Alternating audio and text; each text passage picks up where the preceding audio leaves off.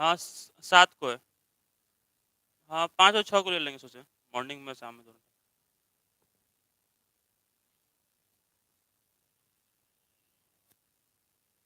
चलो लिखना है ब्लड।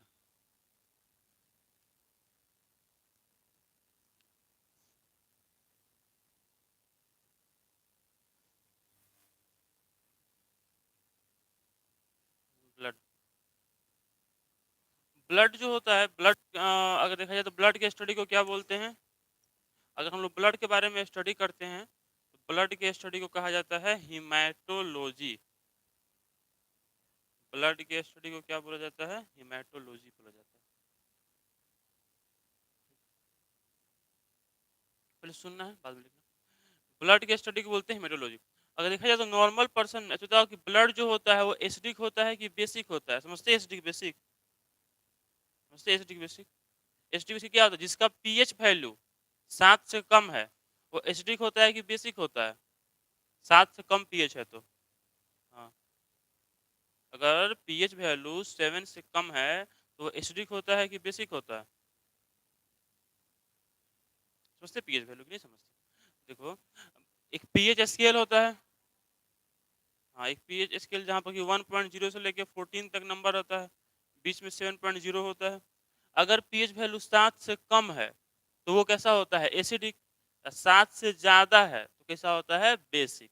जैसे कि जो लेमन जूस होता है, नींबू का जो रस है, अगर उसका पीएच देखा जाए तो वो होता है 2.5, तो वो कैसा हुआ? एसिडिक हुआ।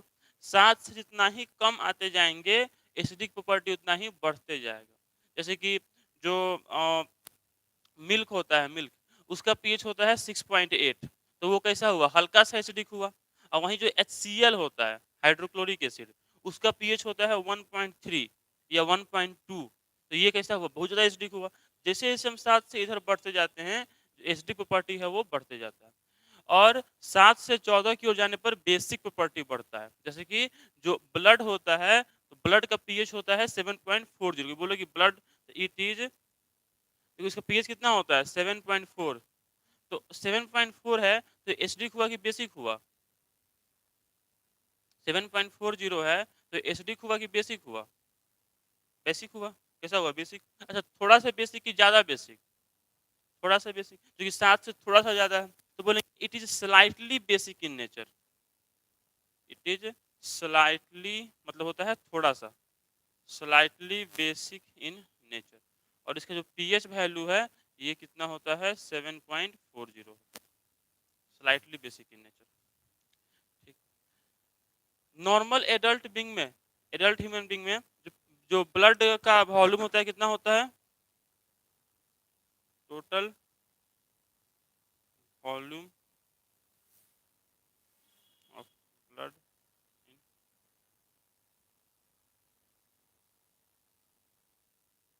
एडल्ट ह्यूमन बींग 7 कितना होता है? 5 to 6 लीटर।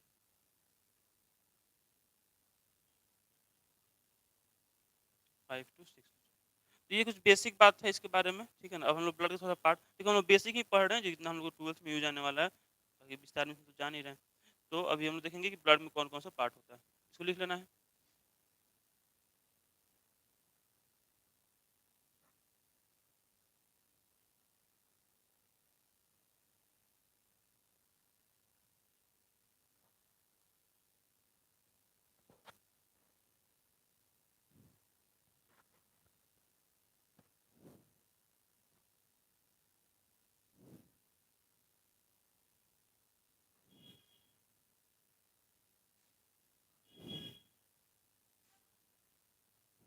लीटर।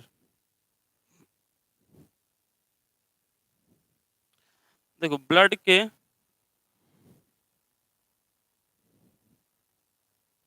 कौन कौन से पार्ट होते हैं? ब्लड के जो है मेनली 2 पार्ट होते हैं। एक को बोलते हैं ब्लड प्लाज्मा और एक को बोलते हैं ब्लड कार्पसेल्स।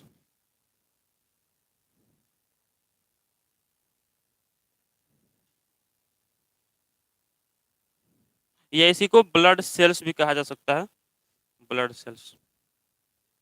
ब्लड प्लाज्मा जो होता है ये टोटल ब्लड का होता है 55%, और जो ब्लड कार्पसेल होता है ये होता है 45%। मतलब ज्यादा कौन हुआ, ब्लड प्लाज्मा की ब्लड सेल? ब्लड प्लाज्मा कितना परसेंट है? 55। और ब्लड सेल कितना है? 45%।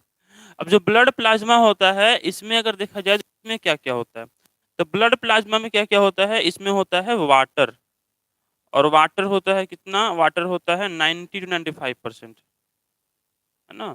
उसके बाद इसमें होता है प्रोटीन, प्रोटीन होता है इसमें 7 to 8%, और फिर other substance 1 to 3%, other substance 1 to 3%। Protein जो होता है ये फिर यहाँ पर 4 टाइप्स के प्रोटीन पाए जाते हैं। उसमें से एक होता है फाइब्रिनोजेन, एक होता है फाइब्रिनोजेन, दूसरा होता है प्रोथ्रोम्बिन, प्रोथ्रोम्बिन, तीसरा होता है एल्बुमिन, और चौथा होता है ग्लोबुलिन।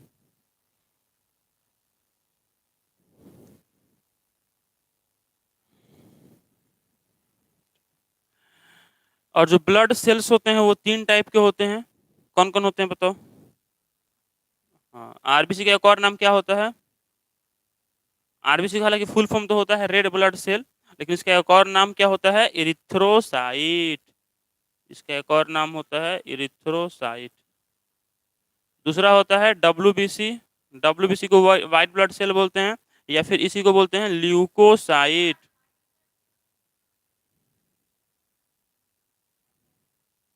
नहीं नहीं नहीं नहीं, वो तो फिर सीरम, नहीं नहीं वो तो सीरम होता है फिर, बतलाएंगे उसको भी, वो सीरम है। जो डब्ल्यूबीसी है ना ये सेल है, इसको हम देख नहीं सकते हैं, है ना, बहुत छोटा होता है, इसको हम देख नहीं सकते हैं। वो जहाँ पर मान लो कि कहीं पर कट लग गया या जल गया और वहां से जो बाहर निकलता है वाटरी फ्लूइड, उसको जो है सीरम कहा जाता है। वो क्या होता है बताएंगे आगे। हाँ, लेकिन ल्यूकोसाइट भी जो है ये कलरलेस होता है, इस ब्लड के अंदर होता है, और ये क्या करता है, बीमारी से बचाने का काम करता है। जब कोई भी बाहरी जो माइक्रोब्स हमला कर देते हैं बॉडी पर, मान लो कि कोरोना आ गया हमला कर दिया, टाइफाइड का बैक्टीरिया आके अटैक कर दिया बॉडी पर, तो उनसे लड़ने का काम कौन करता है? ल्यूकोसाइट करता है। जिसके बॉडी में ल्यूकोसाइट बहुत ज्यादा होगा, डब्ल्यूबीसी, वो बीमार कम पड़ेगा या नहीं पड़ेगा। जब ये कमजोर पड़ जाता है तो इंसान जो है बीमारी होता है इंसान। तो आरबीसी डब्ल्यूबीसी सबके बारे में विस्तार से बात होगा, अभी कल थोड़ा सा लिख लो खाली। प्लेटलेट्स, तीसरा कौन होता है? प्लेटलेट्स। प्लेटलेट्स को बोलते हैं thrombocyte. Platelets is called thrombocyte, लिखना है इसको।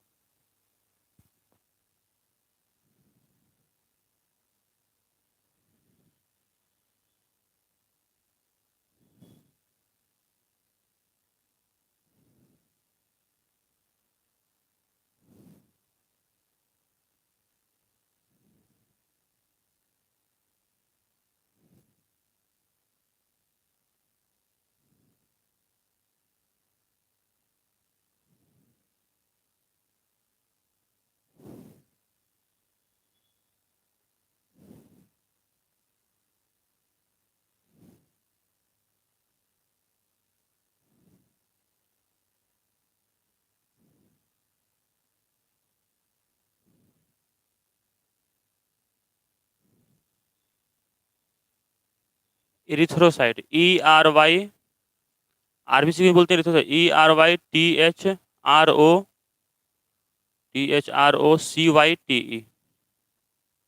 ERYTHROCYTE, erythrocyte.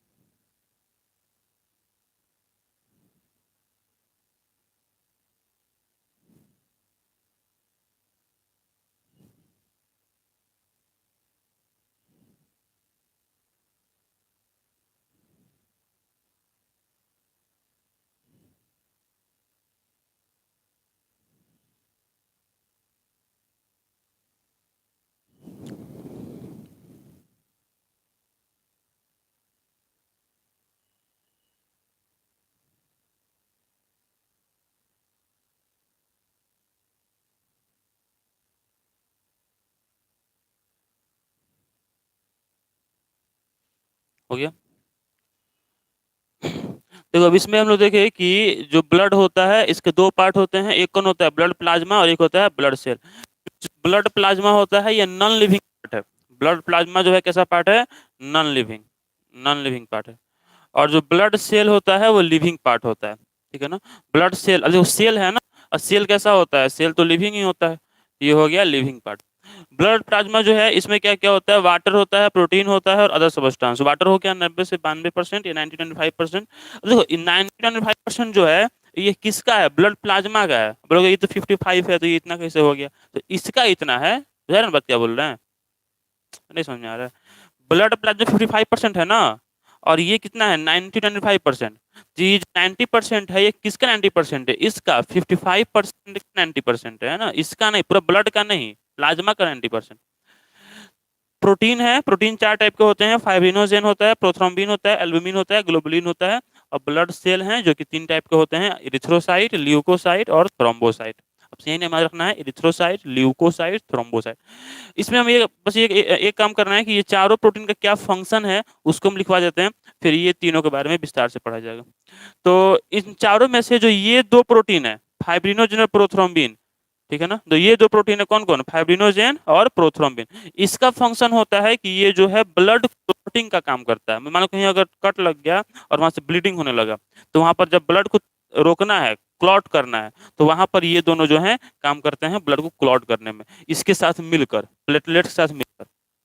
जो प्लेटलेट्स है इसका भी काम क्या होता है? क्लॉटिंग का काम होता है। इसका भी काम होता है ब्लड अगर कहीं से फ्लो कर रहा है, ब्लीडिंग हो रहा है, तो उसको रोकने का। और ये दोनों जो है उस वक्त मिलकर ब्लड क्लॉट को बनाने का काम करते हैं। जो एल्बुमिन है, एल्बुमिन क्या करता है कि बॉडी में वाटर के बैलेंस को बनाने का काम करता है। बॉडी में पानी ज्यादा या कम ना हो जाए तो उसको मेंटेन करने का काम एल्बुमिन करता है। और जो ग्लोबुलिन है यह डब्ल्यूबीसी के साथ मिलकर बॉडी के इम्यूनिटी का एक पार्ट है, जो कि बॉडी में को बीमारियों से बचाने का काम करता है। तो इन चारों का काम लिखना है। Fibrinogen and prothrombin.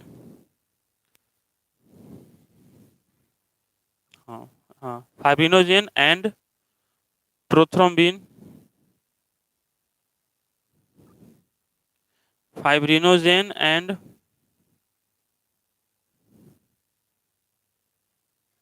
Prothrombin,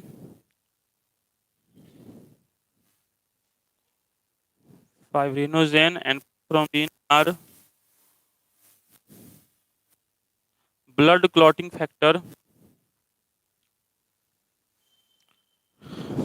Fibrinogen and prothrombin are blood clotting factor which helps in clotting of blood, which helps in clotting of blood. Clotting मतलब होता है थक्का बनाना, थक्का जमना, of blood, which helps in clotting of blood. Clotting का spelling CLOTTING, CLOTTING। Clotting मतलब थक्का बनाना, तो which helps in clotting of blood. Next point, albumin, albumin protein, ये वाला थर्ड वाला, albumin protein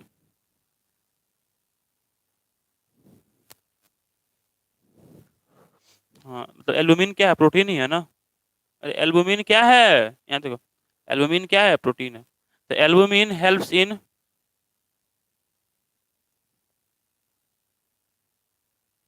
albumin helps in osmo regulation, albumin helps in osmo, albumin helps in osmo regulation.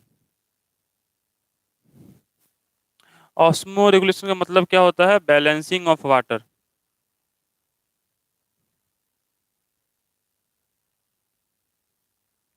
Balancing of, देखो जहां भी ऑस्मो शब्द है ना, समझ जाना है कि वाटर का बात हो रहा है। ऑस्मो मतलब, और रेगुलेशन मतलब होता है control.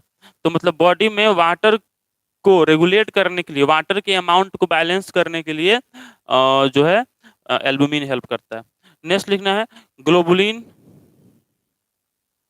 Next globulin, globulin is the part of, globulin is the part of immune system of our body, immune system, globulin is the part of immune system, globulin is the part of immune system of our body,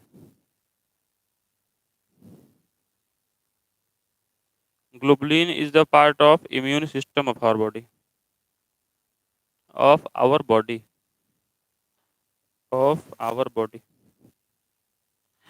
तो globulin जो है ये body के immune system का एक part है। Immune system क्या होता है, तुम्हारे बॉडी में अलग अलग सिस्टम है। सिस्टम मतलब क्या होता है, ऑर्गन सिस्टम है ना। जैसे कि पता होगा कि सबसे जो छोटा यूनिट होता है उसको क्या बोलते हैं, सेल। सेल के मिलने से बनता है टिश्यू, टिश्यू के मिलने से बनता है ऑर्गेन, और ऑर्गेन के मिलने से बनता है ऑर्गेन सिस्टम, और ऑर्गेन सिस्टम से बनता है एक इंडिविजुअल, एक जीव, एक ऑर्गेनिज्म। इंडिविजुअल सेम टाइप के मिलते हैं तो कहलाता है पॉपुलेशन, पॉपुलेशन मिलता है तब कहलाता है कम्युनिटी। जहाँ पर कम्युनिटी रहता है उसको बोलते हैं इकोसिस्टम, और जहाँ इकोसिस्टम है उसको बोलते हैं बायोम, और जहाँ बायोम है उसको बोलते हैं बायोस्फीयर। मतलब ये पूरा ऑर्गेनाइजेशन होता है। तो ऑर्गन सिस्टम जो होता है वो ऑर्गन से मिलकर बना है। हम लोग की बॉडी में अलग अलग ऑर्गन सिस्टम होता है, उसी में से एक है रिप्रोडक्टिव सिस्टम हो गया, रिस्पिरेटरी सिस्टम हो गया, डाइजेस्टिव सिस्टम हो गया, ये सब जो है अलग अलग ऑर्गन सिस्टम के एग्जाम्पल हैं। तो वैसे ही बॉडी में एक इम्यून सिस्टम भी है जो कि क्या करता है, बॉडी में बीमारियों से बॉडी को बचाने का काम करता है। और उसी के पार्ट हैं डब्ल्यूबीसी, ग्लोबुलिन, और भी बहुत सारे बॉडी में ऑर्गन हैं जो कि उस इम्यून सिस्टम के पार्ट हैं जो बीमारियों से बचाने का काम करता है। तो ये था इसके बारे में। अब इन तीनों के बारे में पढ़ना है। लिख के रह देना है इरिथ्रोसाइट, आरबीसी को ही ना बोलते हैं इरिथ्रोसाइट, दोनों लिख लो चाहो तो।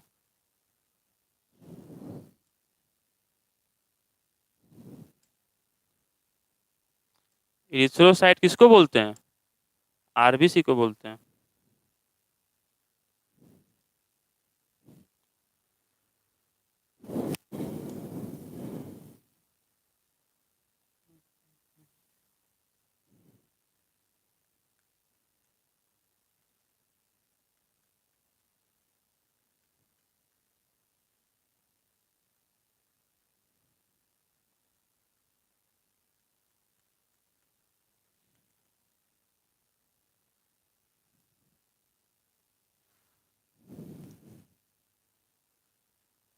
आरबीसी और इरिथ्रोसाइट, तो तीनों जो सेल्स हैं, तीनों सेल कौन कौन से हैं, आरबीसी है, डब्ल्यूबीसी है, प्लेटलेट्स है।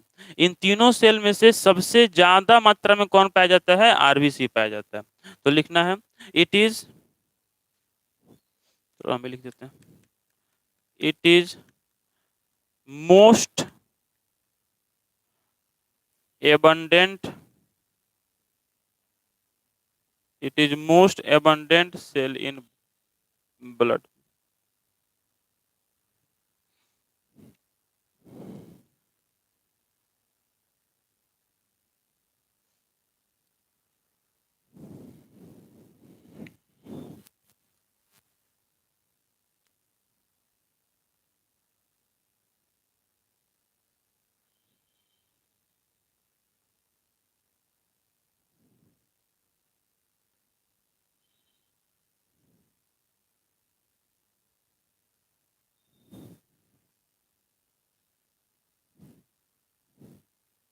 तो ये कितना होता है पर एमएम क्यूब ब्लड में? यह 5 से 5.5, 5 to 5.5 मिलियन होता है। 1 million equal to how much lakhs? 1 million में कितना लाख होता है बताओ? 1 मिलियन में कितना लाख होता है? नहीं ना, 10 लाख होता है। या इसको 10 की पावर 6 बोलते हैं। मिलियन को बोलते हैं 10 की पावर 6। तो 10 की पावर 6 में मतलब 1 पर 6 जीरो, 1 पर 6 जीरो होगा तो उसको क्या बोलेंगे? 10 लाख बोलेंगे। तो 1 मिलियन मतलब 10 लाख। मतलब कि पर एमएमक्यू ब्लड, बात एमएमक्यू क्या है? एमएमक्यू जो है ब्लड का वॉल्यूम हो गया। जैसे मान लो कि हमको किसी चीज का लेंथ मेजर करना है, तो लेंथ को मेजर करते हैं किस में? सेंटीमीटर में, या फिर मीटर में, या फिर मिलीमीटर में, या फिर माइक्रोमीटर में, या फिर किलोमीटर में मेजर करते हैं लेंथ को। अगर हमको मेजर करना है एरिया, तो एरिया को मेजर करते हैं किस में? सेंटीमीटर स्क्वायर में करते हैं ना, या मीटर स्क्वायर में, या मिलीमीटर स्क्वायर में, ऐसे। अगर हमको मेजर करना है वॉल्यूम, तो वॉल्यूम मेजर करते हैं किस में? सेंटीमीटर क्यूब में, मीटर क्यूब में, मिलीमीटर क्यूब में। तो मिलीमीटर क्यूब का यही मतलब है कि ब्लड का जो 1 mm क्यूब वॉल्यूम है, उसमें आरबीसी कितना होता है? 50 लाख से 55 लाख होता है। 50 लाख to 55 लाख, जो कि 5 मिलियन है, मतलब 50 लाख हो जाएगा। तो मतलब बहुत ज्यादा पाया, इसलिए लिखवाए हैं मोस्ट एबंडेंट सेल। पूरे ब्लड में जो तीनों सेल है, उसमें से सबसे ज्यादा पाया जाता है अगर कोई सेल, तो आरबीसी है। नेक्स्ट लिखना है इसका साइज। साइज होता है 7.0 micrometre. 1 micrometre how much metre? 1 micrometre कितना मीटर होता है? 1 माइक्रोमीटर में कितना मीटर होता है? एक कहाँ लिखा? 1 माइक्रोमीटर में होता है 10 की पावर -6 मीटर। ठीक है ना? सेंटीमीटर में 10 की पावर -2, मिलीमीटर में 10 की पावर -3, और माइक्रोमीटर में 10 की पावर -6।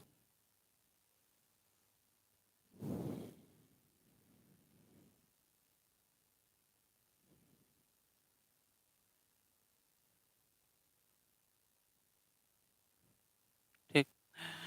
उसके बाद आरबीसी का अगर देखा जाए तो it is enucleated cell, मतलब इसमें न्यूक्लियस नहीं पाया जाता है। ई न्यूक्लिएटेड सेल, ई मतलब क्या हुआ? Without nucleus.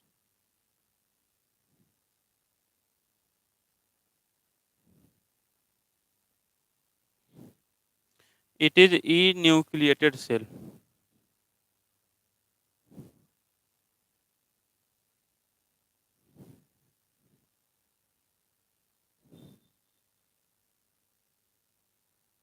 फिर सुन लो, बाद में लिख लेना। देखो, तो इसमें जो है न्यूक्लियस नहीं पाया जाता है। हम लोग को पता है कि हर एक सेल के अंदर क्या होता है? न्यूक्लियस होता है कि नहीं होता है? होता है ना। लेकिन आरबीसी ऐसा सेल है जिसमें न्यूक्लियस नहीं होता। बात है क्यों नहीं होता है? क्योंकि आरबीसी का काम है बॉडी में O2 और CO2 को ट्रांसपोर्ट करना। और मान लो सांस ले रहे हैं, तो इस पर जो एयर है वो कहाँ गया? लंग्स में। और लंग्स से उस एयर को पूरे बॉडी में ट्रांसपोर्ट करने का काम कौन करता है? आरबीसी करता है। अब आरबीसी को जितना ही ज्यादा जगह रहेगा इसके अंदर, उतना ही अच्छे से ये ट्रांसपोर्ट कर पाएगा। यही कारण है कि आरबीसी में न्यूक्लियस नहीं होता है, ताकि उसमें जगह ज्यादा हो जाए, और जगह ज्यादा होने से ये ज्यादा ऑक्सीजन और CO2 को ट्रांसपोर्ट कर पाए। तो ये हो गया इसके बारे में। और अगर देखा जाए तो आरबीसी का जो कलर है रेड होता है। कैसा होता है? रेड। रेड क्यों होता है? हीमोग्लोबिन के कारण। It is red in colour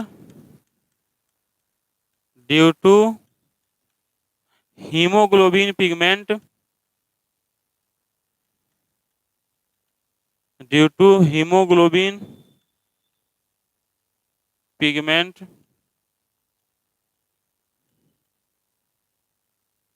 present into it।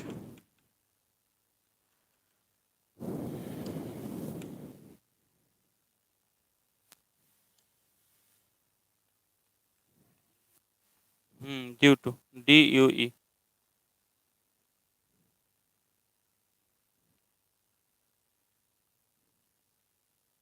each RBC has 250 million hemoglobin।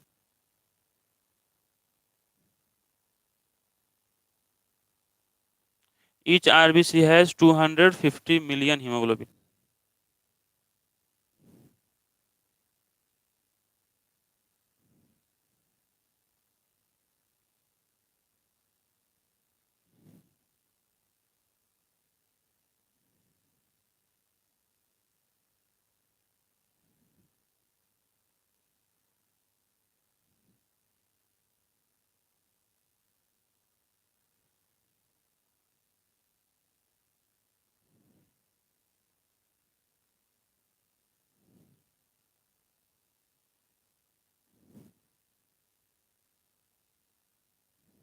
तो हर एक आरबीसी में कितना हीमोग्लोबिन होता है? 250 मिलियन।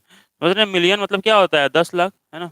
और इस तरह देखा जाए तो 100 ml ब्लड में, अगर 100 ml ब्लड लिया जाए तो इसमें जो है 12 to 16 ग्राम हीमोग्लोबिन होता है। कितना होता है?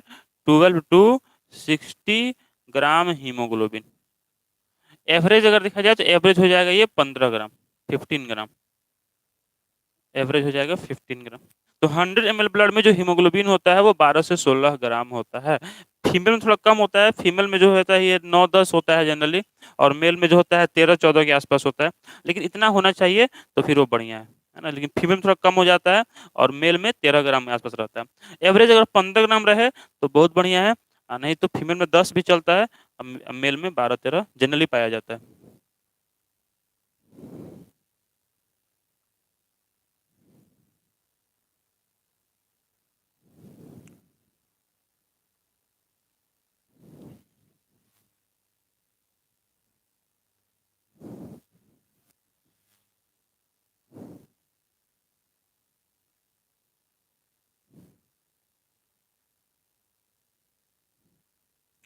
हो गया था ना?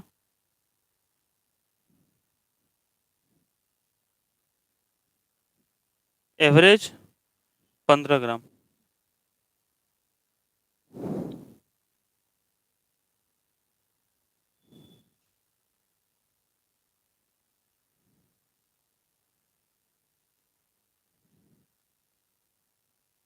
और देखो पूछेगी इसका लाइफ स्पैन कितना होता है। देखो ये सेल है और हर एक सेल का एक लाइफ स्पैन होता है, तो इसका लाइफ स्पैन कितना होता है? 3 से 4 डेज। 3 से 4।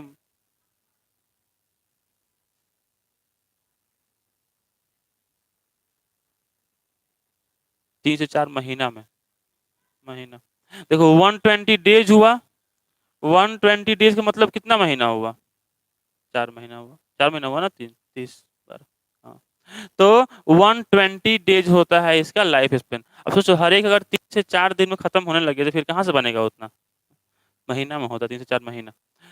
उसके बाद अगर देखा जाए तो आरबीसी जो होता है, आरबीसी का कब्रिस्तान देखो। आरबीसी मतलब यहाँ पर मर गया 120 दिन में, मरने के बाद जाकर कहाँ पर स्टोर रहता है। तो जहां पर कोई चीज जाकर मरने के बाद स्टोर रहता है उस जगह को क्या कहा जाता है?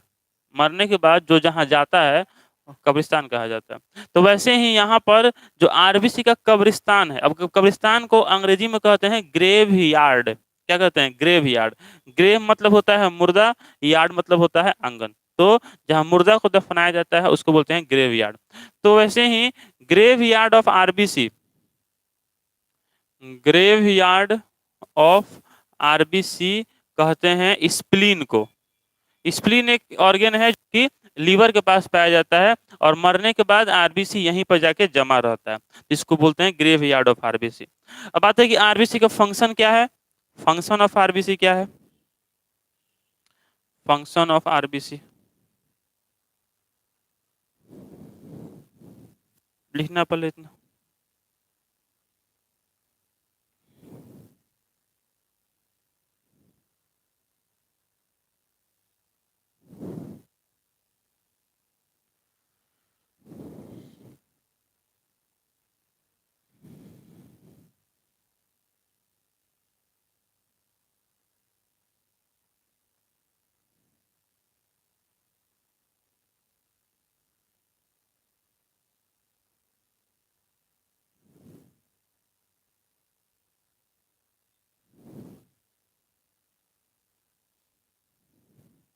देखो फंक्शन क्या है।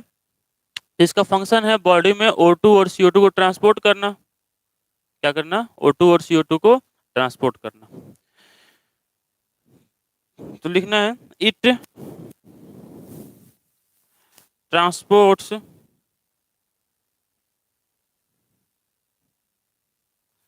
O2 and CO2 in body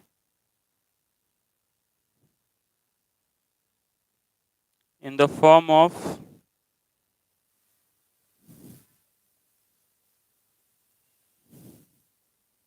oxyhemoglobin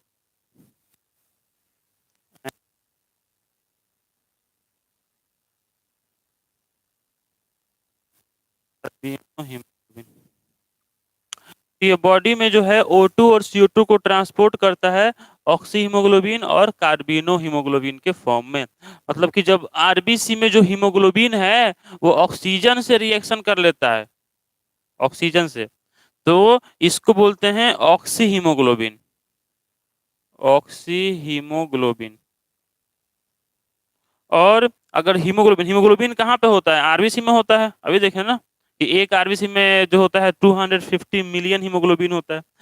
और अगर हीमोग्लोबिन CO2 से रिएक्शन कर लेता है तो इसको बोलते हैं कार्बिनो हीमोग्लोबिन, इसको बोलते हैं कार्बिनो हीमोग्लोबिन, कार्बिनो हीमोग्लोबिन। अगर O2 से रिएक्शन किया तो ऑक्सी हीमोग्लोबिन, और अगर CO2 से किया तो इसको बोलते हैं कार्बिनो हीमोग्लोबिन।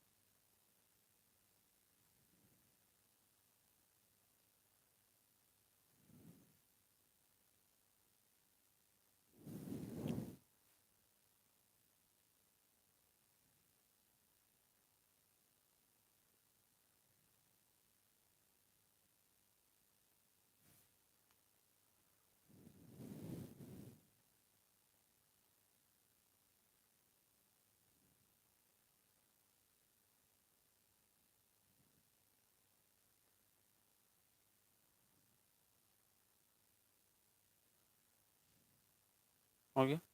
अच्छा बताओ तो ऑक्सीमोग्लोबिन कहाँ बनता है, मतलब हीमोग्लोबिन ऑक्सीजन से रिएक्शन कहाँ पे करता है, हीमोग्लोबिन ऑक्सीजन से कहाँ पे जुड़ता है, बॉडी के अंदर कहाँ पे हीमोग्लोबिन ऑक्सीजन से जुड़ता है, कहाँ पे जुड़ता है? ऑप्शन देते हैं, ठीक है। ऑप्शन में है ब्लड में, अल्व्यूली में, टिश्यू में। अल्व्यूली समझते हैं, अल्व्यूली समझते हैं, अल्व्यूली नहीं समझते? अच्छा चलो अल्व्यूली छोड़ो। लंग्स में कि टिश्यू में? लंग्स में। लंग्स में ही होता है अल्व्यूली। जो लंग्स होता है, देखो लंग्स जो होता है ये हो गया ह्यूमन का रिस्पिरेटरी सिस्टम। तो जो रिस्पिरेटरी सिस्टम ह्यूमन बींग का होता है, इसमें यहाँ पर होता है अल्व्यूली, होता है ना इसे अल्व्यूली। तो ये जो अल्व्यूली होता है, इसी अल्व्यूली में जो एयर यहाँ से आया, ठीक है ना, ऑक्सीजन, ऑक्सीजन तो नहीं आया, एयर आया है ना। अब एयर में बहुत सारा गैस है ना, नाइट्रोजन भी है, ऑक्सीजन भी है, आर्गन भी है, CO2 भी है, सब है। लेकिन ज्यादा उसमें से कौन होता है, नाइट्रोजन होता है, और सेकंड नंबर पे कौन होता है, ऑक्सीजन होता है।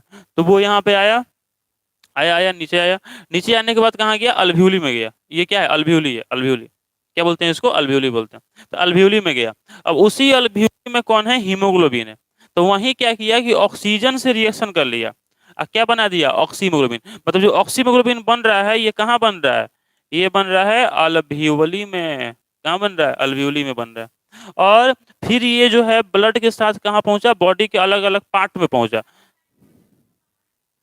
हाँ हाँ। तो देखो, तो क्या नाइट्रोजन से ये ऐड हुआ है, नहीं ना हुआ है, किससे ऐड हुआ है, ऑक्सीजन से खाली ऐड हुआ है ना। तो, क्योंकि हीमोग्लोबिन जो है इसको नाइट्रोजन पसंद नहीं है, इसको केवल कौन पसंद है, ऑक्सीजन पसंद है। हालांकि हीमोग्लोबिन को ऑक्सीजन से ज्यादा एक और गैस पसंद है, अगर वो मिल जाएगा तो ऑक्सीजन से भी नहीं जुड़ेगा वो। कौन सा गैस, कार्बन मोनोऑक्साइड। कौन सा गैस? Carbon monoxide. हीमोग्लोबिन की जो एफिनिटी है, जो इसका अट्रैक्शन है, वो कार्बन मोनोऑक्साइड से ज्यादा है as compare to oxygen, oxygen की तुलना में। ठीक है ना? मतलब अगर दोनों गैस प्रेजेंट हैं तो ये सीओ के साथ जुड़ना चाहेगा, O2 के साथ नहीं जुड़ना चाहेगा। अब इससे होगा क्या कि जो सीओ होता है, कार्बन मोनोऑक्साइड, ये एक बहुत ही हानिकारक गैस है, क्योंकि यह बॉडी में जाएगा और सेल को जब ऑक्सीजन नहीं मिलेगा, क्योंकि हीमोग्लोबिन का काम क्या था? ऑक्सीजन को कैरी करना। अब ऑक्सीजन को कैरी नहीं कर रहा है, हीमोग्लोबिन इससे जुड़ गया है, तो इससे क्या होगा कि सेल्स के पास O2 की कमी हो जाएगी और सेल धीरे धीरे मरना शुरू हो जाएंगे। और साथ में ये जो होता है इंसान का डेथ का भी कॉज बन सकता है। सीओ जो है सबसे ज्यादा निकलता है स्मोकिंग से, जो सिगरेट होता है वहां से सीओ गैस रिलीज होता है। इसके अलावा बहुत बार होता है, सुने होंगे कि गांव में लोग ठंडा के दिन में जो है कुछ जला कर सोया और सुबह सब लोग मर गया, है ना, सब लोग सोए ही रह गया। तो कारण क्या होता है कि जो सीओ है ये नॉन इरिटेटिंग गैस है, मतलब इसकी इरिटेशन नहीं होता है। मान लो हमारे आसपास SO2 गैस हो, सल्फर डाइऑक्साइड, तो इससे इरिटेशन होता है, इससे जो है आंखों में जलन होगा, स्किन पर जो है इरिटेशन होगा और दिक्कत लगेगा। लेकिन सीओ से कोई दिक्कत नहीं लगेगा। सीओ अगर आसपास है भी तो हम लोग कोई भी किसी भी तरह का कोई भी ना गंध होगा इसमें, ना स्मेल होता है, और ना ही इससे कोई भी इरिटेशन होता है, कुछ नहीं होता है। बस सीधे जाकर ये जुड़ता है हीमोग्लोबिन से और बॉडी में O2 की कमी कर देता है और इंसान का मौत हो जाता है। ठीक है ना? अब जैसे मान लो कि कोई इंसान जो है वो आग जलाकर पूरा रूम बंद करके सो गया, है ना, धुआं हो रहा है, धुआं में सीओ गैस निकल रहा है। अब सीओ गैस जो है वो क्या किया, उसके बॉडी में गया और इंसान गहरी नींद में सोया हुआ है, उसको इरिटेशन भी नहीं होगा और उसका मौत भी हो सकता है। इसलिए कहा जाता है जहाँ आग जल रहा है वहां पर कुछ धुआं निकलने की जगह होना चाहिए, नहीं तो वो दिक्कत कर सकता है। ठीक है, अच्छा बताओ ये कहाँ पे हो रहा है? ये कहाँ पे हो रहा है? ये हीमोग्लोबिन जो है वो CO के साथ कहाँ पे? ऑप्शन वही है, लंग्स में कि ब्लड में कि टिश्यू में? टिश्यू में। तो टिश्यू है हमारा, उसी टिश्यू में ऑक्सीजन का यूज होता है। ऑक्सीजन, हाँ, टिश्यू से निकल जाता है, लेकिन निकलने के बाद जुड़ता भी जो टिश्यू टिश्यू के आसपास ही है ना। टिश्यू के आसपास फ्लूइड है जिसको बोलते हैं लिम्फ। क्या बोलते हैं? लिम्फ बोलते हैं, टिश्यू फ्लूइड। उसी टिश्यू फ्लूइड में जुड़ता है। तो हीमोग्लोबिन जो है वो CO2 से कहाँ जुड़ रहा है? टिश्यू में जुड़ रहा है, क्योंकि जो ऑक्सीजन गया उस ऑक्सीजन को यूज कर लिया गया। कौन यूज कर लिया? जो ऑक्सीजन लेकर गया हीमोग्लोबिन, उस ऑक्सीजन को कौन यूज कर लिया? सेल यूज कर लिया। किस लिए यूज किया? For respiration. किस लिए यूज किया? रिस्पायरेशन। तो रिस्पायरेशन के लिए ऑक्सीजन को यूज कर लिया गया, और जो CO2 बना, वो CO2 जो है फिर मिल गया हीमोग्लोबिन से, और फिर CO2 जो है वो कहाँ आ जाएगा? वो आ जाएगा कहाँ पे? अल्व्यूली में आ जाएगा, और फिर यहाँ से CO2 को बाहर निकाल दिया जाएगा और फिर ऑक्सीजन को जोड़ लिया जाएगा। तो इस तरह से ये रिएक्शन चलते रहता है, इसको लिख लेना है।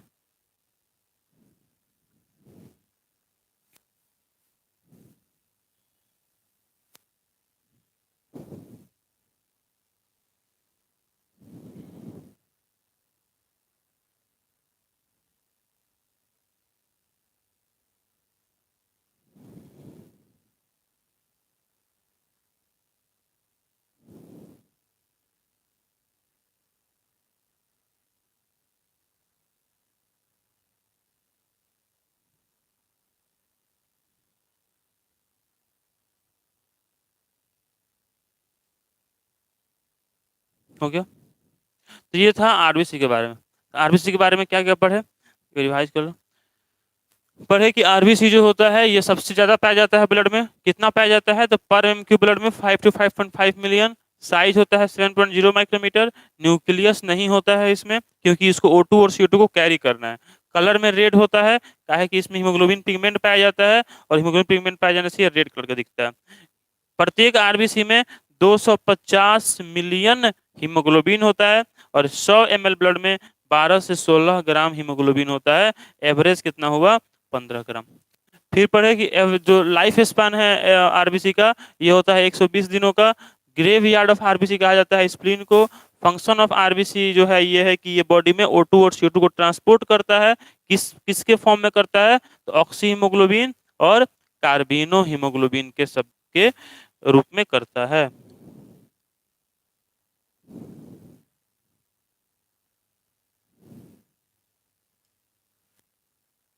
अब पढ़ लेते हैं WBC के बारे में।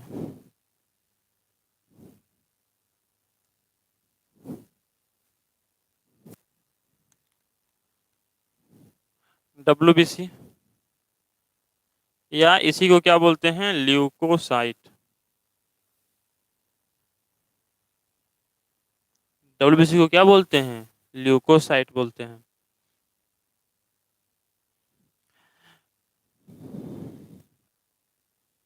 इट इज 6,000 to 8,000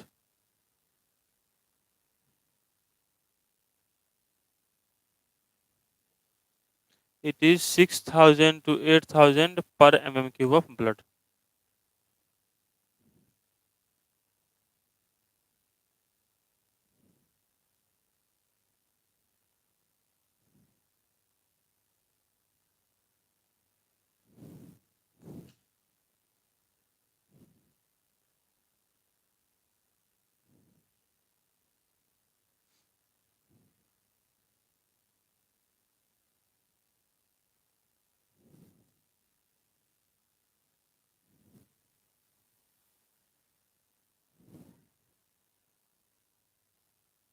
हम्म। हाँ 12 to 20। हाँ माइनस में कैसे हो सकता है बताओ, साइज जो है वो माइनस में होना पॉसिबल है क्या। पूछे तुम्हारा साइज कितना है तो क्या बोलोगे, -2 मीटर। या तो नहीं होगा, जीरो है ही नहीं, माइनस कैसे होगा। तो it is part of immune system for body.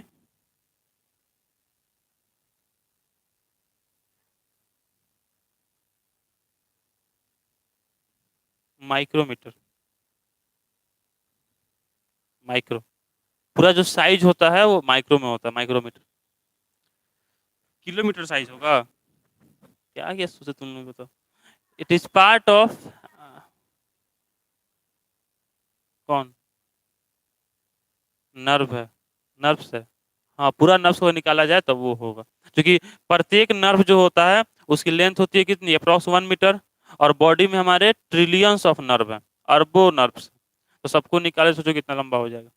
It is part of immune system और body which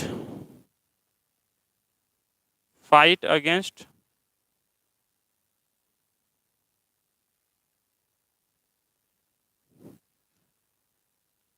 disease causing organism. ये इसी को बोलते हैं पैथोजन।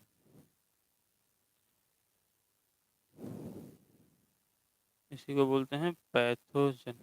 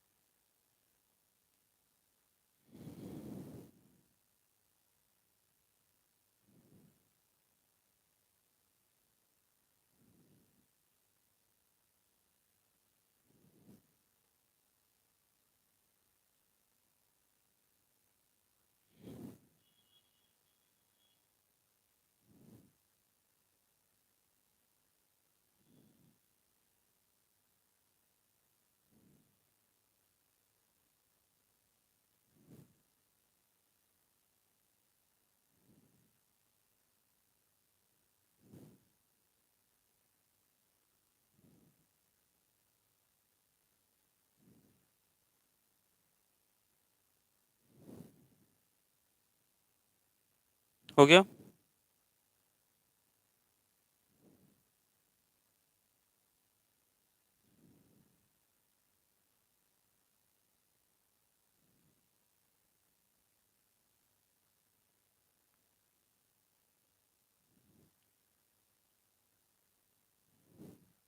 हो गया, ठीक है अभी इतना ही रहेगा, इसको याद करना है, नेक्स्ट क्लास में पढ़ा जाएगा आगे। 2 3 क्लास अभी और चलेगा, ब्लड ही अभी चलेगा एक क्लास और, ब्लड अभी एक क्लास और चलेगा, ठीक है ना। एक क्लास में पढ़ा जाएगा इसमें प्लेटलेट्स के बारे में, और डब्ल्यूबीसी का बेसिक अभी चल रहा है। बुक अभी 3 4 क्लास के बाद स्टार्ट होगा। हम्म, हम्म, हाँ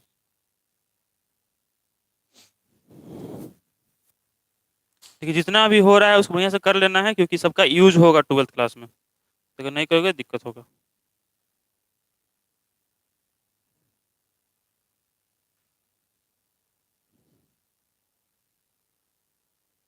जा सकते